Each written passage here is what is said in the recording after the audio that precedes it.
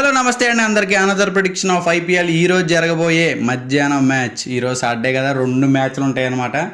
Double ధమాకా. ఈరోజు జరగబోయే మధ్యాహ్నం మ్యాచ్ ఎవరెవరికంటే LSG versus GT. Wow, new teams అనమాట. ఐపీఎల్ లాస్ట్ 3 ఇయర్స్ నుంచి ఎల్ఎస్జీ వర్సెస్ జీటీ. ఇప్పుడు ప్రజెంట్ సిచ్యువేషన్లో ఏ టీంలు ఎలా ఆడుతున్నాయో ఒకసారి తెలుసుకుందాం.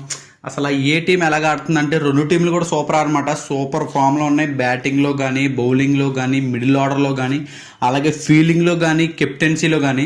సో ఈ 2 టీంలో ఏది నెక్కుతుందో చెప్పడం అనేది కొద్దిగా కష్టం. కాకపోతే చిన్న స్టాట్స్ ఉన్నాయి. ఆ స్టాట్స్ని బేస్ చేసుకుని అసలు ఏది నెక్కుతుందో ఒకసారి చూద్దాం. ఈ రెండిట్ల మధ్యన బ్యాటిల్ అనేది ఎలా ఉండబోతుంది, అసలు ఈ రెండిట్ల మధ్యన క్లాష్ ఏంటి, హెడ్ టు హెడ్ ఏంటి అన్ని మళ్ళీ తెలుసుకుందాం. సో తెలుసుకునే ముందు మన వీడియోస్ రోజు వస్తున్నాయి. ఫస్ట్ మీరు సబ్స్క్రైబ్ చేయండి. సబ్స్క్రైబ్ చేస్తే మన వీడియో డైరెక్ట్గా మీ దగ్గరికి వస్తుంది. అలాగే పక్కన ఉన్న బెల్ ఐకాన్ కూడా క్లిక్ చేయండి. సో ఇలా సపోర్ట్ చేస్తూ ఉంటే నేను మంచి మంచి వీడియోలు చేస్తూనే ఉంటాను. సో ఆ కంటెంట్లోకి వచ్చేద్దాం.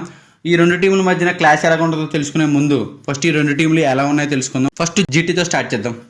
జీటీ టీం వచ్చేసి Sai Sudharsan, Shubman Gill, Jos Buttler, Sherfane Rutherford, Shahrukh Khan, Rahul Tewatia, Arshad Khan, Rashid Khan, Sai Kishore, Mohammed Siraj, Prasidh Krishna, Washington Sundar. So team అయితే చాలా బాగుంది. టాప్ ఆర్డర్ అయితే ఫ్యాబులస్ అనమాట. ఒకరు కాకపోతే ఒకరు నిలబడిపోయి మ్యాచ్ కొట్టేస్తున్నారు. మిడిల్ ఆర్డర్లో కూడా మనం అసలు చూడలేదు జీటీని. మిడిల్ ఆర్డర్ ఎలా ఆడతారు అనుకున్నాం. లాస్ట్ మ్యాచ్లో రాహుల్ తెవాటియా చాలా బాగా ఆడాడు. అలాగే షారుఖ్ ఖాన్ బాగా ఆడాడు.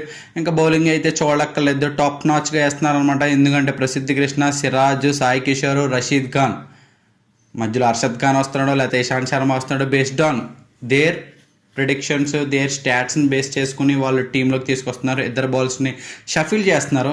సో ఇద్దరు బౌలర్స్ కూడా లైట్గా ఎకనామికల్గా ఉన్నారు. అర్షద్ ఖాన్ కానీ అలాగే ఇషాంత్ శర్మ కానీ వాళ్ళ టీంలో ఒక బౌలర్ అయితే మైనస్ ఉన్నాడు. వాళ్ళని టార్గెట్ చేస్తే మిగిలిన వాళ్ళందరూ కూడా కాన్ఫిడెన్స్ లూజ్ అవుతారు. ఆ టైంలో మనం మిగిలిన వాళ్ళ మీద అటాక్ చేయొచ్చు. సో మేబీ ప్లాన్ అయితే ఎలా ఉండొచ్చు. నెక్స్ట్ మన ఎల్ఎస్జీ ఎలా ఉందో ఒకసారి తెలుసుకుందాం. ఎల్ఎస్జీ వచ్చేసి Mitchell Marsh, Aiden Markram, Nicholas Pooran, Rishabh Pant, Ayush Badoni, David Miller, Abdul Samad, Shardul Thakur, Akash Deep, Avesh Khan, Digvesh, Ravi Bishnoi. So వీళ్ళ టీం కూడా చాలా బాగుంది. టాప్ ఆర్డర్ తెలిసిందే కదా, మక్రమ్ కూడా ఫామ్లోకి వచ్చాడు. టాప్ నాచ్ అనమాట టాప్ ఆర్డర్. అందులో ఫ్లాస్ ఏమీ లేవు. వాళ్ళు పడతారు వీళ్ళు పడతారని కాదు, కొట్టేయడమే. లాస్ట్ కేకేఆర్ మ్యాచ్లో చూశారు కదా, 220, 230 కొట్టారు. ఎవరి వల్ల మక్రమ్ మంచి స్టార్టు, అలాగే మిచెల్ మార్ష్ మంచి స్టార్టు, 85తో స్టార్ట్ చేశాడు. అలాగే నికోలస్ పూరాన్ వెంటనే వచ్చి 80 రన్స్ కొట్టాడు. సో వీళ్ళందరూ కూడా బాగా కంట్రిబ్యూట్ చేయడం వల్ల ఫస్ట్ 3 బ్యాటర్స్ 220, 230 కొట్టారు ఈడెన్ గార్డెన్స్లో కోల్కతా మీద. సో వీళ్ళు టాప్ ఆర్డర్ అయితే సూపర్ ఉంది. మిడిల్ ఆర్డర్ కూడా చాలా బాగుంది. రిషబ్ పంత్, డేవిడ్ మిల్లర్, ఆయుష్ బదోని. ఇప్పుడు మ్యాచ్లో మాత్రం రిషబ్ పంత్ అనే ఫామ్లోకి వస్తే మామూలుగా ఉండదు అనమాట. రిషబ్ పంత్ లాస్ట్ మ్యాచ్లో దిక్కుండా డేవిడ్ మిల్లర్, అబ్దుల్ షమద్, ఆయుష్ బదోని వీళ్ళు దిగారు అనమాట.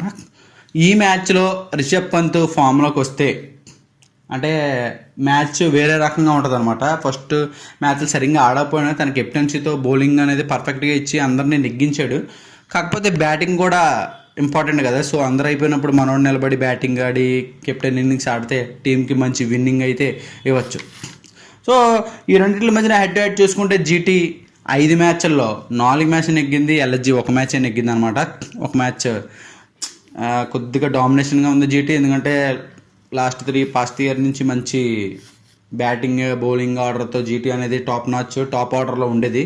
సో అందుకని ఎల్ఎస్జీ కూడా అప్పట్లో బాగా ఆడేది, కానీ జీటీ మీద అంత రికార్డ్ అయితే లేదు.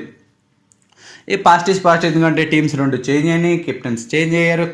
సో వీళ్ళు స్టాట్స్ బేస్ చేసుకుని, పిచ్ని బేస్ చేసుకుని చూద్దాం. బాగా రీడ్ చేశారు. ఆల్రెడీ 2 మ్యాచెస్ ఆడారు కాబట్టి చేసింగ్ వచ్చినా బ్యాటింగ్ వచ్చినా వాళ్ళు మేనేజ్ చేయగలరు. ఎందుకంటే పిచ్ని 2 సార్లు ఇక్కడే ఆడారు కాబట్టి బాగా రీడ్ చేయగలరు. జీటీ వాళ్ళు ఇక్కడ అంతగా కండిషన్స్ వాళ్ళకి తెలియదు, అసలు ఎలా బిహేవ్ చేయాలో తెలియదు కాబట్టి స్లైట్గా స్ట్రగుల్ అయ్యే ఛాన్సెస్ అయితే ఉన్నాయి జీటీకి. ఇక్కడ మనకి ఎల్ఎస్జీలో మెయిన్ బౌలర్ వచ్చేసి ఆవిష్ ఖాన్ అనమాట. ఆవిష్ ఖాన్ వచ్చేసి శుభ్మన్ గిల్ని 2 సార్లు తీశాడు, జాస్ బట్లర్ని 3 సార్లు, అలాగే షారుఖ్ ఖాన్ 2 సార్లు తీశాడు.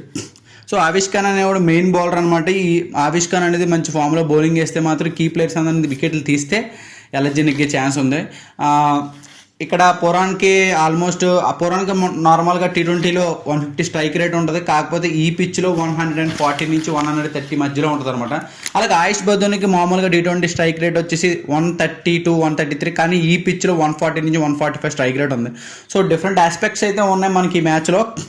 ఏది నెగ్గుతుంది ఏది నెగ్గదని. Toss is very crucial. నేనైతే టాస్ నెగ్గిన వాళ్ళు బ్యాటింగ్ చేసుకుని తర్వాత చేసింగ్లో ఆపుతారని అనుకుంటున్నాను. ఎందుకంటే మధ్యాహ్నం పిచ్ చేసింగ్లో కూడా డ్యూ రాదు, ఎందుకంటే హాట్గా ఉంటుంది కాబట్టి. సో రెండు ఫస్ట్ బ్యాటింగ్ చేసుకున్నా తర్వాత బౌలింగ్ చేసుకున్నా సేమ్ కండిషన్స్ ఉంటాయి, పెద్ద ప్రాబ్లం ఏమి ఉండదు. పిచ్ ప్రభావం అయితే నేను అనుకుంటున్నాను. సో రెండు టీంలో కూడా స్పిన్ అటాక్ చాలా బాగుంది. ఇందులో ఏమో దిగ్వేష్, రవి బిష్ణు అన్నారు, అందులోనేమో mystery spinner Rashid Khan and Sai Kishore కొత్తగా వచ్చి సూపర్, అంటే పాతగా కూడా ఉన్నాడు అనుకో, ఈ మధ్యన టీంలో బాగా కన్సిస్టెన్సీగా బౌలింగ్ చేస్తున్నాడు. సో అందులో సిరాజ్, ప్రసిద్ధి కృష్ణ, అలాగే అర్షద్ ఖాన్ ఆర్ ఇషాంత్ శర్మ. సిరాజ్ అండ్ ప్రసిద్ధి కృష్ణ అయితే సూపర్ వేస్తున్నారు అనమాట, అపోజిషన్కి హాడాలు పుట్టిచ్చేస్తున్నారు అనమాట.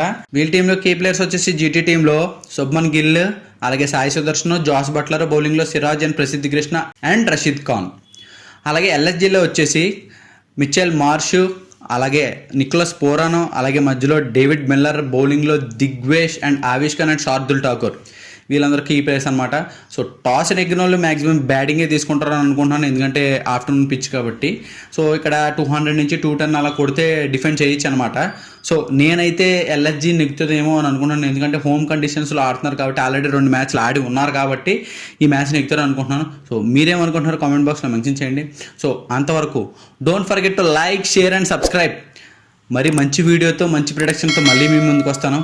అప్పటి వరకు బాయ్ బాయ్.